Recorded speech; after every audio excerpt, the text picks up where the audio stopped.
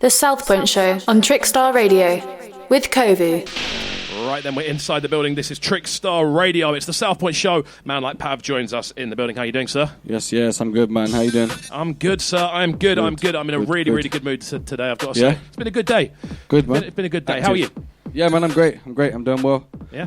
22 days, dry January. Are you doing the proper dry Jan thing? Yeah, proper How are you feeling the time? It's not really that different, to be fair. I'm just hungover less, obviously. But yeah, man, I'm good. I'm doing well. Just getting busy. Good. It's what I like to hear, man. So obviously we're moving into January now. We're moving into a new decade of music, music production, of music creation. Would you say you're in a good place musically currently? Yeah, definitely. Personally, 100%. I mean, I'm not really on social media much as my music side. I'm not really posting a lot of stuff, but definitely behind the scenes there's a lot going on. Yeah. A lot of different stuff, a lot of production, a lot of garage, a lot of production for artists, vocals, my own vocals, side projects. Also, there's loads going on. So it's like there's a lot of different pies that you're currently tending to. You know what I mean? Definitely, yeah. There's never not something to do. You know? Which is a good way to be, man. I think it's very easy, especially in today's sort of thing especially with the sort of rise of garage and you being in that sort of that kind of area and that sort of bracket. Yeah, it would be quite easy to just go, right, I'm going to put like 6 tunes out in a row. These are all going to be on that vibe, and we're going to follow it. But I like the fact you're almost like biding your time. Yeah. You know what I mean? And I think sometimes I'll release something and I get comfy. Yeah. And then I'll just carry on with my everyday life and then realise actually I need to plan the next move. So that's what I think that's what I failed in last year, even just previous years. I never planned my next move. I made something, released it, enjoyed the hype from it, and then was like, oh, I've got to make something new. Yeah. So, knowing when I've done that, knowing it's going to do well or not. Know when I put that out that I've got another thing coming. So that's what this year's about. 100%. Definitely, man. I think that's pretty clear, obviously, because we're here today to talk about the brand new EP. Which has been in the works, I'd say, for about 7 months or so now, hasn't it? 6, 7 months. First track was started about 7 months ago. I mean, and that's what I call planning. You know what I mean? That's what we like to do. And it is pretty much for me, this is like the perfect EP to launch the decade on, because obviously. With the way UK-based music has gone over the last sort of 10 years, last sort of 4 or 5 years, we've seen a shift from the sort of minimal into the loud, and now we're moving into the melodic sort of period of transition where we're kind of moving. People are either going down a more sort of techie-based route, or they're going down a garage route, which is what we're finding. So I feel, as someone who has been involved in that garage sound specifically for a long period of time, as you have been, this new EP is the perfect way to start, I think. 100%. So do you want to talk me through the general sort of vibe of the EP? Alright, so as you said, it's a very melodic EP. It's quite skippy. A lot of the drums, I was trying out new styles of drum beats that I'm using different sounds that I wouldn't normally do, stuff like that. So 2 tracks are skippy 2-step, very, very melodic, and then the other one's a 4/4, slightly bassline-ish, but I feel it's more of a garage track. And that's where I'm trying to push. I'm trying to slide away from the bass. Yeah. The 4/4 heavy. Is that like a conscious decision to sort of move away, or is it? Cool. Yeah, I just felt like towards the beginning of last year, even end of the year before, 2017, I just wasn't really enjoying what I was making as much. I was making it because it was what I was known for, and everyone was rating it, but I wasn't. Yeah. And I thought, that's kind of not why I made music. So that's why I held back the last 2018, 2019. Didn't really hear much from me. Man. I definitely think a lot of people get caught in that trap, as we were saying earlier. It's easy too, man. It's easy too. Building tracks just because you think they're going to do well. Yeah. When really now I'm just making music as it comes, and it's coming out naturally good and how I want it to sound. And you know what? There seems to be a bit more of a skip in some of them, like in the recent tunes. You know what I mean? There seems to be a lot of very uplifting sort of melodies and themes. Obviously, we're talking in garage, so these are things that are quite normal to the garage sort of sound. But these ones are very kind of it's very notable how kind of cloudy sort of everything is. You know what I mean? It's like blue skies, and you can see. Yeah, I'm just learning more keys, chords, learning some. Yeah. Is that something you're injecting like very directly? Yeah, 100%. Every time I go to make a tune, I think a new chord that I haven't learned, try a new style, because otherwise I'll use a lot of the same chords I know.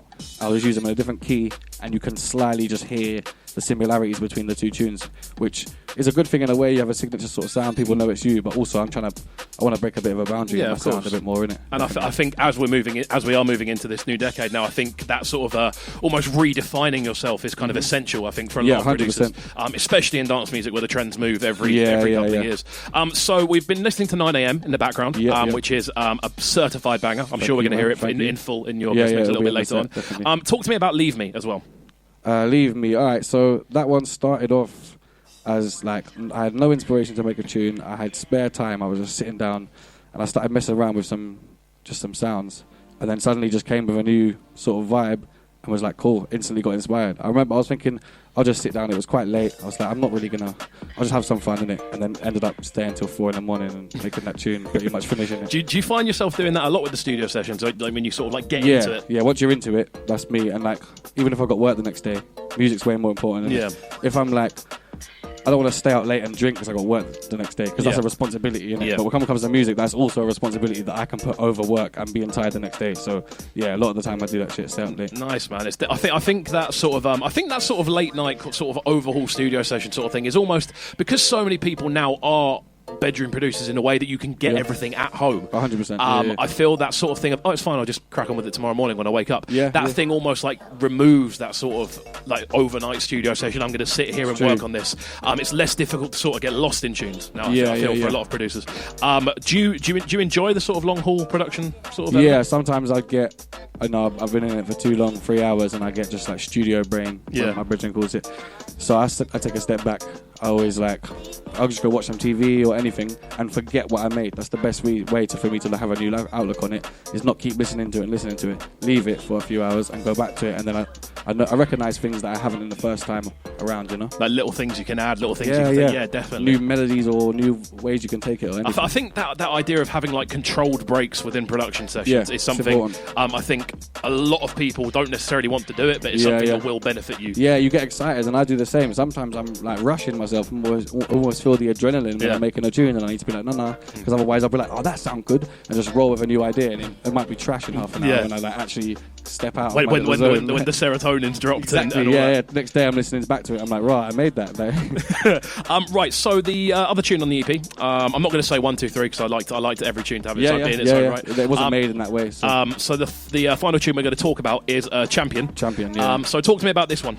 This was I wanted to make it a little bit bassliney, and kind of almost like a bit of a progression kind of thing. Yeah, it has. What that kind of like the bass is progressive massively. It changes the whole style as it goes through, but also I've heard a lot of Wicked 4/4 recently, and it's giving me that Todd Edwards vibe, but with a new sound. And I didn't slightly want to capture that Todd Edwards vibe, but I'm loving that pumping 4/4. It's jumpy, it's lovely to mix as well. So that was my that's why I wanted to make that tune, basically. Definitely, man. So is that the one out of the ones that you recommend for like the lively part of the dance? Yeah, 100%, definitely. Leave Me's got some heavy basses and stuff in it, but it's two-step, it's very melodic, it can fit anywhere, to be fair, between the middle. But Champion's the one where if you're looking to play in a rave or something. The dance floor, the drop, you want to hear some gully faces. So with the free tracks, they are all out. It's next Friday, I believe. Everything drops. All the official announcements will be dropping next week. We've got it a little bit early here on the Southpoint show. That's what we do. What's the point in having a show if we can't drop a few exclusives here and there? Come on, so what can we expect from your guest mix this evening? So a lot of new garage, some old garage as well, all definitely, and some new stuff from mine, a new remix I'm finishing off, and a couple of new things that I'm going to be putting out later in the year as well. Good stuff. So we've got a plan for the year.